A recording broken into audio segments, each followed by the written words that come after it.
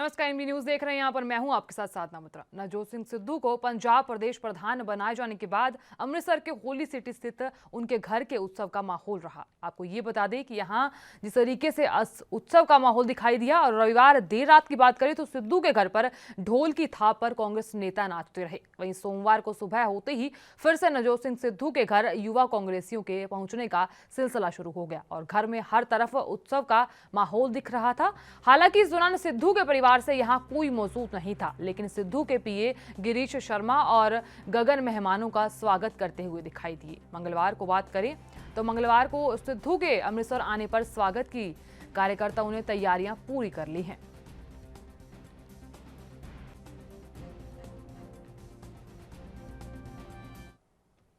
और वहीं नवजोत सिंह सिद्धू को पंजाब कांग्रेस का प्रदेश अध्यक्ष बनाए जाने के बाद अमृतसर के होली सिटी स्थित उनके घर में उत्सव का माहौल दिखाई दिया और रविवार देर रात सिद्धू के घर पर ढोल की थाप पर कांग्रेस नाचते रहे। इस तरीके से आपको पहले भी बताया कि यहां अमृतसर पहुंचने वाली हैं कांग्रेस के नए प्रदेश अध्यक्ष। फिलहाल ये भी दिखाई दे रहा है इन तस्वीरों में कि यहाँ जश्न का माहौल है। आप तस्वीरों में देख भी सकते हैं किस तरह से केक की कटिंग की जा रही है और तस्वीर के आगे ये केक रखा जा रहा है।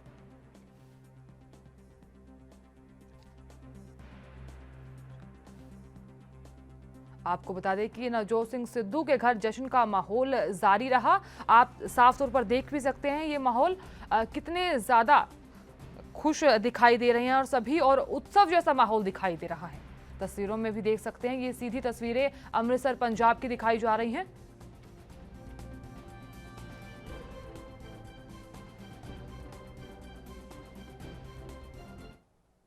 और यूपी में मंत्रिमंडल का विस्तार होना लगभग तय हो गया है। रविवार की बात करें तो रविवार को बीजेपी और संघ के साथ बैठक में मंत्रिमंडल विस्तार को हरी झंडी मिल गई है। मंत्रिमंडल में किन नए चेहरों को जगह दी जाएगी उस पर भी सहमति बन गई है। इसके बाद सोमवार को बीजेपी के प्रदेश अध्यक्ष स्वतंत्र देव सिंह और संगठन महामंत्री सुनील बंसल दिल्ली पहुंच गए। दिल्ली में बीजेपी के राष्ट्रीय अध्यक्ष जेपी नड्डा, राष्ट्रीय संगठन महामंत्री बीएल संतोष और गृह मंत्री अमित शाह के साथ चर्चा की गई। आपको ये बता दें कि चर्चा के बाद जल्द ही सब तय किया जाएगा और सूत्रों का ये कहना है कि विस्तार में 5 से 7 नए नाम शामिल किए जा सकते हैं और इसी महीने होने वाले विस्तार की तारीख की घोषणा सीएम योगी आदित्यनाथ से चर्चा के बाद की जाएगी।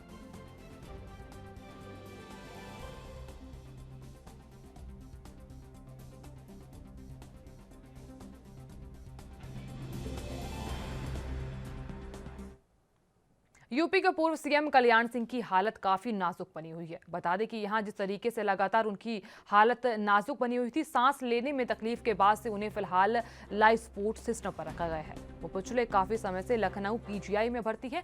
शनिवार को उनकी तबीयत अचानक से फिर बिगड़ गई, जिसके बाद उन्हें क्रिटिकल केयर मेडिसिन विभाग के डॉक्टर्स ने वेंटिलेटर पर रखा और कल्याण सिंह को शनिवार से ही सांस लेने में तकलीफ हो रही थी, जिसके बाद से उनकी हालत काफी ज्यादा नाजुक बनी हुई है। वहीं पीजीआई के डॉक्टर्स इस मामले में कहना है कि पूर्व सीएम की हालत फिलहाल स्थिर है। वो फिलहाल आईसीयू में भर्ती हैं। डॉक्टर्स की टीम उनकी लगातार देखभाल कर रही है। डॉक्टर्स की निगरानी में ही उनका इलाज किया जा रहा है। उनके परिवार को भी अस्पताल बुलाया गया है।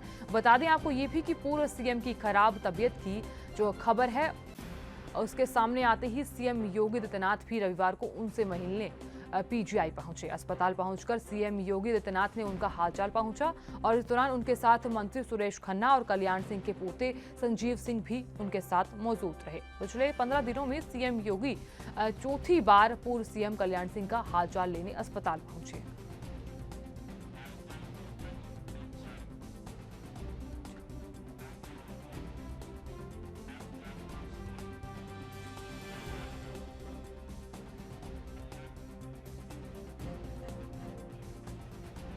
मुंबई पुलिस की क्राइम ब्रांच ने बॉलीवुड एक्ट्रेस शिल्पा शेट्टी के पति और बिजनेसमैन राज कुंद्रा को सोमवार रात गिरफ्तार कर लिया। उन्हें अश्लील फिल्म और उन्हें ऐप पर रिलीज करने के आरोप में गिरफ्तार किया गया है। इस मामले में उन्हें पुलिस ने मुख्य आरोपी बनाया है। इस साल फरवरी में अश्लील फिल्में बनाने और उन्हें ऐप के जरिए रिलीज करने का केस दर्ज किया गया था और इसी मामले में राज कुंद्रा को मुख्य आरोपी के तौर पर गिरफ्तार किया गया है। मुंबई पुलिस का इस मामले में कहना है कि उनके पास राज कुंद्रा के खिलाफ पर्याप्त सबूत हैं और उन्हें गिरफ्तार कर पूछताछ की जा रही है। मेडिकल जांच के बाद राज कुंद्रा को मंगलवार को कोर्ट में पेश किया जाएगा।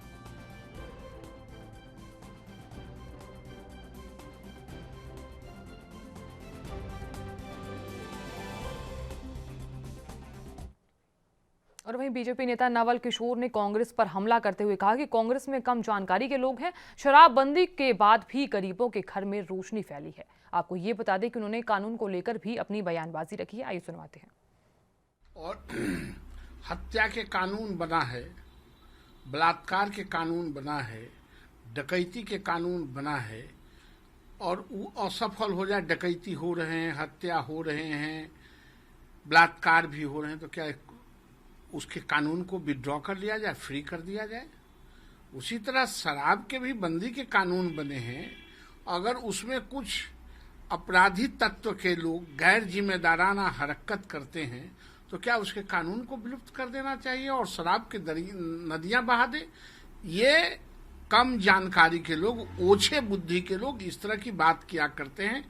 इस राज्य में निश्चित रूप से जिस तरह सरकार ने शराबबंदी किया है, गरीबों के घरों में उससे रोशनी फैली है और गरीब शांति के प्रतीक इसको देखते हैं, उसको बने रखी। कांग्रेस पार्टी को जनता की परवाह, जनता के भलाई की परवाह तो है नहीं। पार्लियामेंट जब खुलता है तो जनता के सवालों पर, देश के सवालों पर और भिन्न भिन्न प्रकार के राज्यों के उसूलों पर, सवालों पर पार्लियामेंट्रियन बहस करते हैं। ये व्यक्तिगत खुन्नस निकालने के लिए जो सत्ता से बाहर हैं, ये व्यक्तिगत खुन्नस निकाल के प्रधानमंत्री जी को और गृह मंत्री जी को ये डिमोरलाइज करना चाहते हैं, जो भारत की जनता समझती है।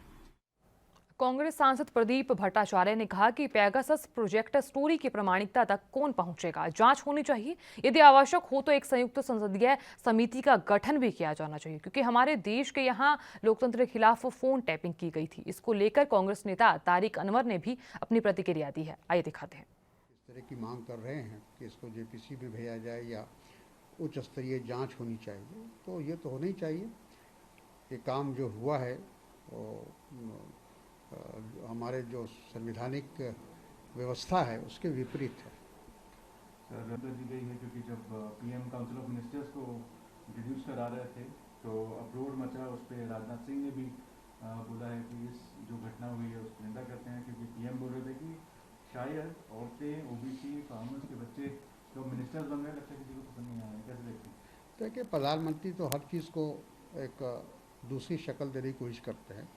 अपोजिशन पहला दिन था आज लोकसभा का और राज्यसभा का, तो यकीनन जो विपक्ष है वो जो मुख्य मुद्दे हैं देश के सामने उसको उजागर करना चाहता था और एडजॉर्नमेंट की मांग कर रहा था। और इलेक्ट्रिसिटी बिल 2021 के विरोध में भिंड के बिजली अधिकारियों और कर्मचारियों ने 19 जुलाई को मध्य प्रदेश के भिंड में 2 घंटे का विरोध प्रदर्शन किया। विरोध प्रदर्शन में स्थान वोटर बॉक्स बिजली कार्यकाल में और कार्यालय में महाप्रबंधक दिनेश सुखीजा के नेतृत्व में उपस्थित रहे और उन्होंने केंद्र सरकार से मांग की है कि बिजली कानून में व्यापक बदलाव वाले इस बिल को जल्दबाजी में पारित करने के बजाय इसे संसद की बिजली मामलों की स्टैंडिंग कमेटी को भेजा जाना चाहिए। इस बिल में प्रावधान है कि किसी भी क्षेत्र में एक से अधिक बिजली कंपनियां बिना लाइसेंस लिए कार्य कर सकेंगी और बिजली वितरण के लिए निजी कंपनियां सरकारी वितरण कंपनी का इंफ्रास्ट्रक्चर और नेटवर्क इस्तेमाल करेंगी। विरोध प्रदर्शन के बाद 27 जुलाई को national coordination committee of electricity employees and engineers के राष्ट्रीय स्तर के पदाधिकारी केंद्रीय विद्युत मंत्री आर.के. सिंह से दिल्ली में मिलकर उन्हें ज्ञापन दिया जाएगा।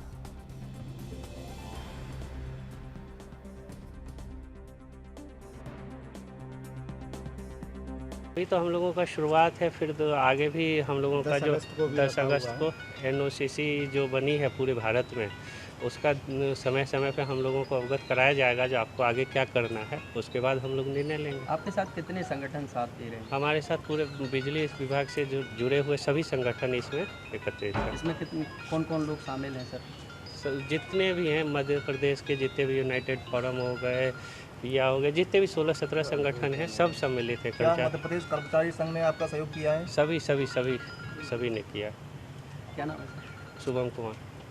बात ओडिशा की कर लेते हैं। ओडिशा में पुरी जिले के प्रशासन ने भगवान जगन्नाथ की जो बहुधा यात्रा है उसको लेकर यहां सोमवार शाम से मंदिर नगरी में कर्फ्यू लगा दिया है। ये यात्रा मंगलवार को निकलेगी। अधिकारियों ने इस मामले में बताया कि प्रशासन ने निषेधाज्ञा और उल्लंघन करने वालों पर नजर रखने के लिए विशेष टीमें भी तैनात की हैं। पुरी के जिलाधिकारी समर्थ वर्मा ने बताया कि पुरी शहर में 19 जुलाई की रात 8 बजे से 21 जुलाई की रात 8 बजे तक दंड प्रक्रिया संहिता की धारा 144 के तहत कर्फ्यू लगाया गया है, ताकि ग्रैंड रोड और इससे सटे भवनों की बालकनियों और छतों पर लोगों को जुटने से प्रतिबंधित किया जा सके। पुरी एसपी ने कहा कि हमने ग्रैंड रोड पर व्यक्तियों की औचक जांच के लिए टीमों को तैनात किया, ताकि कर्फ्यू के आदेश का उल्लंघन करने वालों को पकड़ा जा सके। एसपी ने इस मामले में यह भी कहा कि शहर में अवांछित व्यक्तियों के प्रवेश को रोकने के लिए कई उपाय किए जा रहे हैं। केवल सेवादारों, चयनित अधिकारियों को ही उत्सव में भाग लेने की अनुमति होगी और इस आयोजन में जनता की भागीदारी पर सख्त प्रतिबंध है।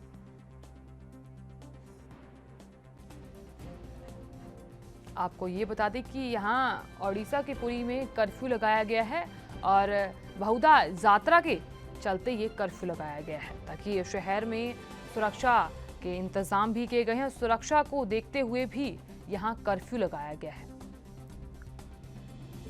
आपको ये बता दें कि भगवान जगन्नाथ की बहुधा यात्रा से पहले ये कर्फ्यू लगाया गया है, ताकि सुरक्षा व्यवस्था सही तरीके से सुचारू रहे।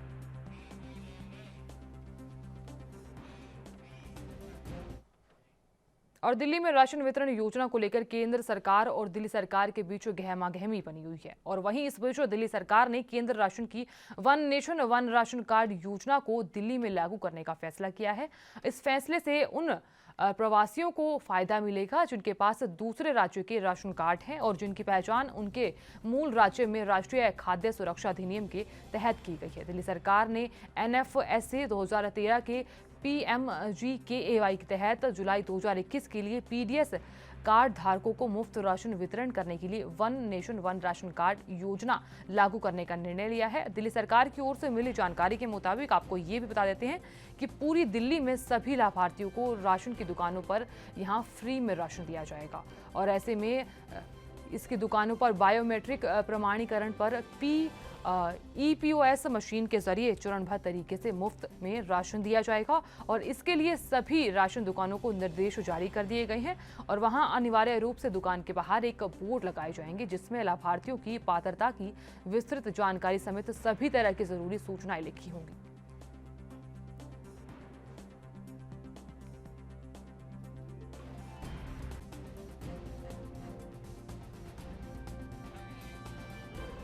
आपको ये बता दें कि राशन वितरण के लिए अब दिल्ली सरकार ये योजना लागू करने वाली है, जिसके तहत अब मशीन के जरिए राशन बांटा जाएगा।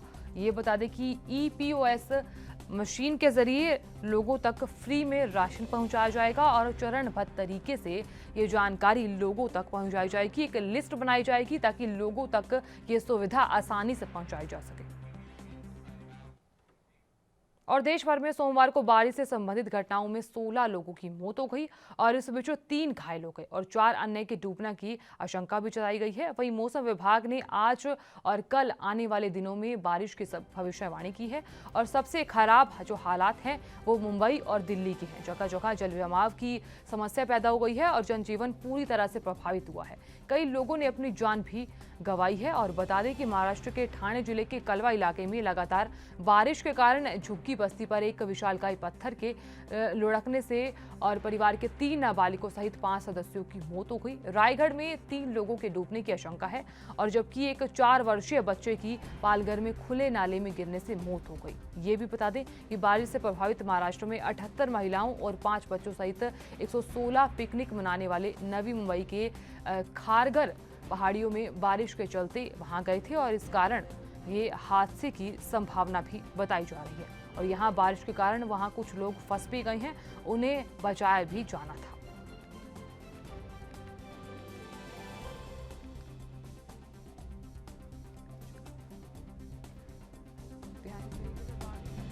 कई लोगों की बारिश के चलते मौत भी हो गई है। देश के कई हिस्सों में बारिश जारी रहेगी।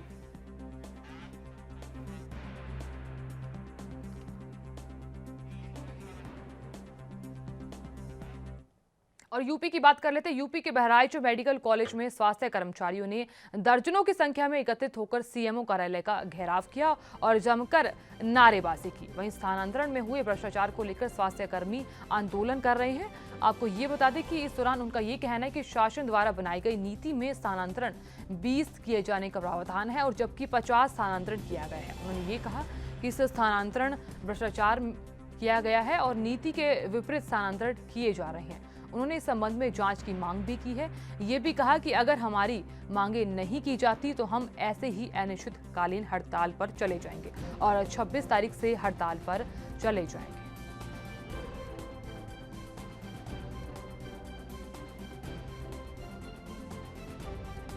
इस परिप्रेक्ष्य में यह बताना है कि निदेशक प्रशासन उत्तर प्रदेश स्वास्थ्य भवन ने स्थानांतरण नीति जो सरकार द्वारा निर्गत की गई है उसके विपरीत स्थानांतरण किए गए हैं और उस स्थानांतरण नीति में 20% स्थानांतरण किए जाने का प्रावधान है। इन्होंने 50% से अधिक लगभग 70% जो है स्थानांतरण किए हैं, जिसमें स्थानांतरण में जो प्रावधान है कि दिव्यांग व्यक्ति हो, कर्मचारी हो या दंपति नीत का हो या 2 वर्ष सेवानिवृत्ति का हो, ऐसे कर्मचारियों को असाध्य रोगी हो, गंभीर रूप से कोई पीड़ित हो या उसका कोई घर का परिवार का जो उसका आश्रित हो वो पीड़ित हो, इस आधार पर स्थानांतरण न किए जाए। लेकिन उन सब चीज़ों को दरकिनार करते हुए मनमानी ढंग से स्वेच्छाचारिता के करते हुए यह स्थानांतरण किया गया है, जिसके विरोध में आज हम 10 बजे से 3 बजे तक करेंगे और 20 तारीख से 24 तारीख तक बीच में एक दिन अवकाश छोड़कर पूर्ण रूप से कार्य बहिष्कार पर। इजरायली स्पाईवेयर पेगासस के जरिए अवैध फोन टैपिंग के आरोपों पर सरकार को घेरने की रणनीति पर फैसला करने के लिए विपक्षी दल आज सुबह संसद भवन में बैठक करेंगे और बैठक सुबह 10 बजे शुरू होगी। तो यहाँ कुछ ही देर में ये बैठक शुरू होने वाली है। बता दें कि विपक्षी दलों ने इस मुद्दे पर प्रधानमंत्री नरेंद्र मोदी से स्पष्टीकरण की मांग की है।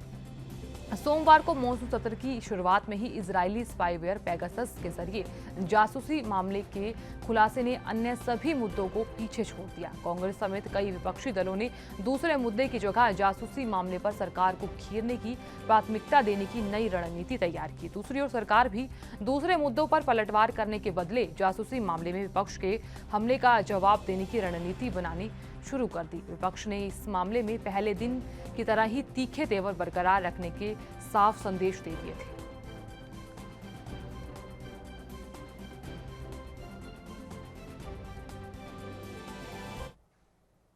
और वैश्विक महामारी कोरोना संक्रमण को रोकने के लिए शासन प्रशासन लगातार प्रयास कर रहा है और जिसको लेकर मेडिकल टीम गांव-गांव पहुंचकर टीकाकरण का काम भी करती हुई नजर आ रही है और यहां तीसरी लहर आने से पहले हर व्यक्ति को टीकाकरण का लाभ मिल सकेगा। इसी क्रम में निगरानी समिति ने मोठ विकासखंड का घरेला गांव संतृप्त घोषित किया है। इस गांव में 100% वैक्सीन किया गया है। बता दें कि जिले में 18+ वर्ष की आयु वालों के लिए ब्लॉक और सीएससी के अंतर्गत गांवों और नगरीय क्षेत्र को मिलाकर केंद्रों पर कोविड वैक्सीनेशन सुबह 10 बजे से शुरू कराया जा रहा है। और वहीं मोठ मेडिकल अधीक्षक सुमित मीसूरिया का ये कहना है कि विकासखंड की जहरा कला ग्राम पंचायत के खरेला गांव में 5 वैक्सीनेशन कैंप लगाए गए हैं, जिनके माध्यम से गांव में 100% टीकाकरण कराया गया है। सभी को मिलाकर 310 लोगों को टीका लगाया गया है, जिनमें से पुरुषों की जो संख्या है 163 और महिला लाभार्थी 147 है। फिलहाल कम आबादी के इस गांव ने कोरोना महामारी को लेकर अच्छी जागरूकता दिखाई और 100% वैक्सीनेशन कराया।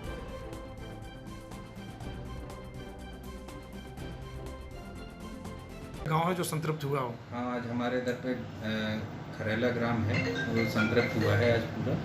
उसमें जो ग्राम प्रधान है हमारी संगीता जी, उन्होंने काफ़ी उसमें प्रयास करके और हम लोगों की टीम ने भी काफ़ी निगरानी समिति के साथ मिलकर उसको संतृप्त कराया है। आज ही ये संतृप्त हुआ है, इसी सूचना निगरानी समिति द्वारा आज मुझे दी गई। आगे चलकर क्या पहल चल रही है कि मतलब लोगों को जागरूक किया जा रहा है? बिल्कुल, वैक्सीन के लिए सभी लोगों को जागरूक किया जा रहा है। वैक्सीन से डरें नहीं, घबराएं नहीं।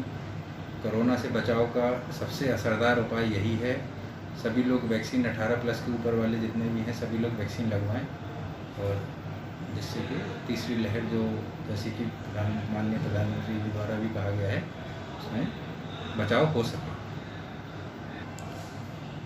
जिस गांव को आपने संतृप्त कराया है वो विकास खंड में अभी तक किस नंबर पर है? आज ग्राम खरेला हमारा सबसे पहले नंबर पर है, जिसमें सबसे पहले हमारे इधर पे संतृप्त।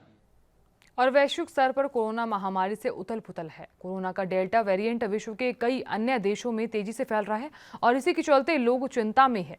विश्व स्वास्थ्य संगठन ने चेतावनी देते हुए कहा कि डेल्टा प्लस वेरिएंट 100 से अधिक देशों में फैल गया है, जिससे यह जल्दी से जल्दी फैल रहा है और जल्द ही विश्व स्तर पर सबसे प्रमुख कोरोना का स्ट्रेन बन जाएगा। WHO की शीर्ष वैज्ञानिक और दक्षिण पूर्व एशिया की क्षेत्रीय निदेशक डॉक्टर पूनम खेत्रपाल सिंह ने कहा कि कोरोना का डेल्टा वेरिएंट अन्य की अपेक्षा सबसे तेजी से फैलता है, जो कि बेहद चिंता की बात है। उन्होंने इसके साथ ही कहा कि WHO के कोविड-19 वैक्सीन ग्लोबल एक्सेस कार्यक्रम के माध्यम से भारत को मोडर्ना वैक्सीन की 75 लाख खुराक की पेशकश की गई है।